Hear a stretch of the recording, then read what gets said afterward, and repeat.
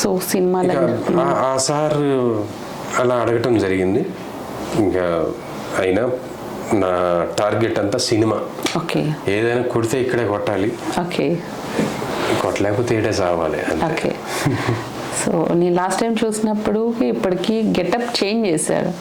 హీరోలా ఉండే మీరు ఎందుకని కొంచెం ఓల్డ్ ఏజ్ లాగా అనిపించేలాగా ఈ గెటప్ లోకి వచ్చారు? అంటే ఇది మీసాల గడ్డలు తీయటం వల్ల అలా ఉందంటున్నారా? అంతే. మరి కొంతమంది భలే యంగ్ గా ఉన్నాం అంటున్నారు, మీరేం ఓల్డ్ అంటున్నారు.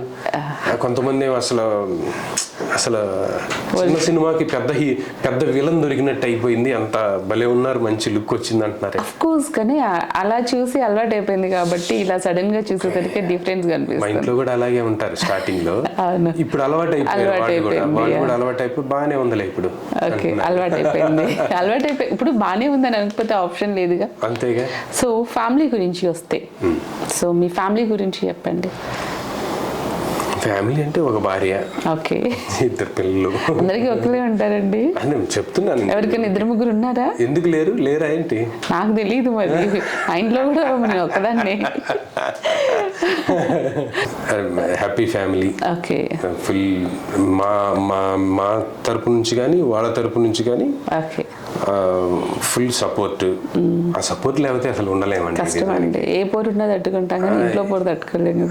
అవును, అది ఇప్పుడు కూడా అంటా ఉంటా సరదాగా, నువ్వు అసలు సినిమాల్లోకి వస్తావని తెలుసుంటే నేను చేసుకునేవాడిని కాదు నిన్న. ఎవరిని? నన్ను. మిమ్మల్ని? మా ఆవిడ అంటే పెళ్ళి అయ్యేటప్పటికి నేను ఇంకా సినిమాల్లోకి రాలేదు.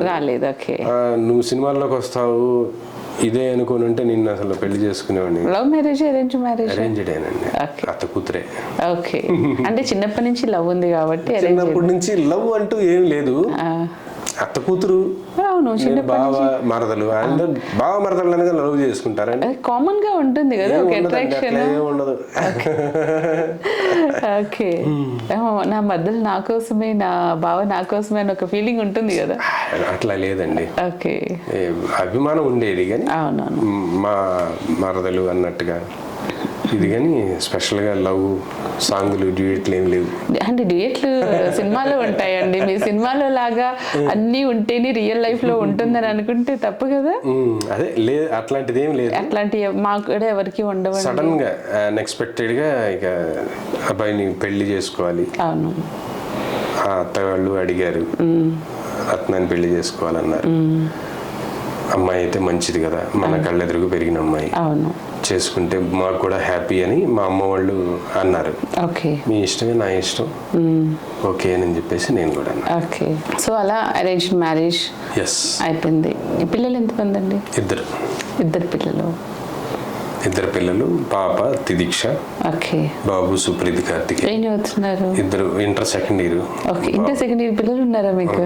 ఓకే, బాబు ఇంటర్ ఫస్ట్ ఇయర్. పాప బీటెక్ సెకండ్ ఇయర్. బీటెక్ పిల్లలు ఉన్నారు.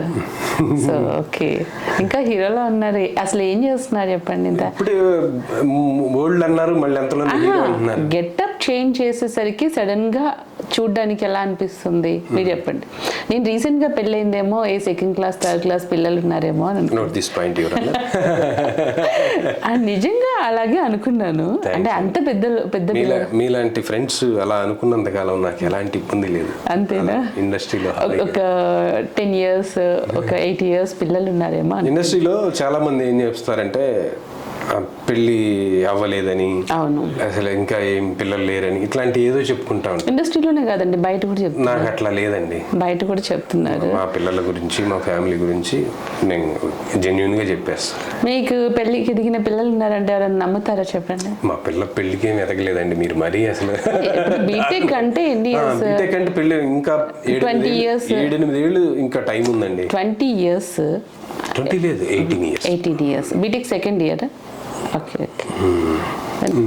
ఫ్యామిలీ బ్యాక్గ్రౌండ్ మొత్తం అంటే వాళ్ళని చూసి, అంటే వాళ్ళు యాక్టింగ్ చేయడం, స్టేజ్ ఆర్టిస్టులు కాబట్టి మీరు అలాగే యాక్టింగ్ ఫీల్డ్లోకి వచ్చారు. అంటే మీ పిల్లలకి కూడా మిమ్మల్ని చూసి యాక్టింగ్లోకి రావాలనే ఏమైనా ఇంట్రెస్ట్ ఉందా? అంటే మా ఇంట్లో పరిస్థితులు చూసి అసలు ఎప్పుడు ఈ సైడ్ రావద్దు అంటది మా ఆవిడ. ఓకే, మీ నాన్న ఊరిక సినిమాలు అని తిరుగుతూ ఉంటాడు. ఓకే, అంటే మూటలు తీసుకొస్తే వాళ్ళకి హ్యాపీ ఉంటుంది. ఇప్పుడు మూటలు తీసుకురాం కదా. అవును. సినిమా అనగానే ఏదో మూటలు వస్తాయి, అందరికీ ఏం మూటలు రావు. అవును. ఒక రేంజ్లో సక్సెస్ వచ్చినప్పుడు ఇక మూటలు పట్టనంత డబ్బు ఉంటుంది. అది వెళ్ళే వరకు మాత్రం మూటలు ఉండవు, కష్టపడాల్సిందే. అది చూసి మా వాళ్ళకి అసలు ఇంట్రెస్ట్ లేదు, మా పిల్లలకైతే. మా అబ్బాయి కానీ అమ్మాయి కానీ. మీ పిల్లలు ఎప్పుడన్నా అన్నారా, నాన్న ఎందుకు ఇంత కష్టపడ్డా, ఇంకేదైనా పని చూసుకోవచ్చు కదా అని? మా పిల్లలు అంటారు, మా ఆవిడ అంటుంటది, ఓకే నువ్వేం మనిషివి అసలు, ఇంత కష్టపడతా ఉంటావు, వెళతావు, షూటింగ్ అంటావు, ఏగుందా 4 గంటలకు లేచి వెళ్తావు, అర్ధరాత్రి దాకా ఇది చేస్తూ ఉంటావు, రోజు ఇన్స్టిట్యూట్ అంటావు, ఇంత కష్టం ఏదో నువ్వు ఆ సాఫ్ట్వేర్ ఆ సైడ్ వెళ్ళి ఉంటే ఈ పాటికి మనం వేరే రేంజ్లో ఉండేవాళ్ళం కదా అంటే, సరే ఉంటాం బాగానే ఉంది. తర్వాత నెక్స్ట్ ఏంటి అంటే బాగా సెటిల్ అవుతాం, డబ్బు ఉంటుంది, కార్లు అయ్యి అని, లగ్జరీ లైఫ్ ఉంటుంది. నెక్స్ట్ ఇంకేముంటుంది, ఏముండదు. అది కాదు కదా, మనం ఏది ఇష్టపడ్డామో ఆ సైడ్ కష్టం ఉన్నా వెళ్ళిపోవాల్సిందే. ఇప్పుడు కోట్లు సంపాదించిన వాళ్ళైనా, లేకపోతే సాఫ్ట్వేర్ ఇంజనీర్లు చేస్తున్న వాళ్ళైనా, వాళ్ళకి ఒక్కసారైనా టీవీలో కనపడితే బాగుండు, ఒక్కసారైనా బిగ్ స్క్రీన్ మీద కనపడితే బాగుండు, పేపర్లో మన పేరు పడితే బాగుండు అని వాళ్ళు కలలు గంటా ఉంటారు. వాళ్ళకి డబ్బు రావచ్చు ఫుల్గా, కానీ ఈ పేరు వస్తుందా? రాదు కదా. ఆ పేరు కోసం అయినా కానీ మనం వెళ్తూ ఉంటే డబ్బు ఆటోమేటిక్ అదే వస్తుందండి. టైం కానీ చాలా ఇయర్స్ నుంచి మీరు ఇండస్ట్రీలో కష్టపడుతున్నారు కదా, ఎప్పుడన్నా డిసప్పాయింట్మెంట్ రాలేదా?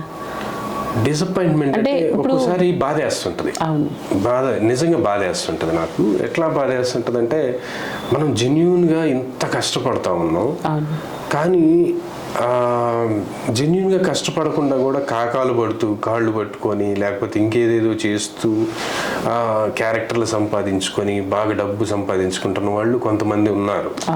అట్లాంటివి చూసినప్పుడు బాధేస్తూ ఉంటుంది. ఇది జెన్యూన్ ఆర్టిస్టులకి సపోర్ట్ కాకుండా ఇట్లాంటి వాళ్ళు బాగా తొందరగా వెళ్తున్నారే అనే ఫీలింగ్ అనిపిస్తుంది. కానీ నాకు మళ్ళీ కొద్దిసేపు తర్వాత మనం జెన్యూన్గా వెళ్తున్నాం, రాయల్ రూట్లో మనం వెళ్తున్నాం, హ్యాపీ. అంటే నాదేంటంటే ఇలా స్ప్రెడ్ అయ్యి తర్వాత అలా పెరిగితే మనం ఎంతకాలం ఉన్నా సరే ఇండస్ట్రీలో పాతుకుపోవాలి అనేది నా ఫీలింగ్ అండి. ఇప్పుడు నాకు ఉన్న మంచి పేరు మిగతా డైరెక్షన్ డిపార్ట్మెంట్ వాళ్ళల్లో కానీ, ప్రొడక్షన్ సైడ్ కానీ నాకు మంచి పేరు ఉంది. వినోద్ అంటే జెన్యూన్ యాక్టర్, సిన్సియర్గా ఉంటాడు, చెప్పినట్టు చేస్తాడు, ఒక రెస్పాన్సిబిలిటీ ఉంది, తనకి మాట ఇస్తే కరెక్ట్గా ఉంటాడు అన్న ఫీలింగ్ ఉంది ఇండస్ట్రీ. అది కావాలి నాకు, అది సంపాదించుకోగలిగాను. ఇప్పుడు బాగానే క్యారెక్టర్స్ పిలిచి మరీ ఇస్తున్నారు. నేను అడగాల్సింది, ఎన్ని ఇయర్స్గా హార్డ్ వర్క్ చేశాం కాబట్టి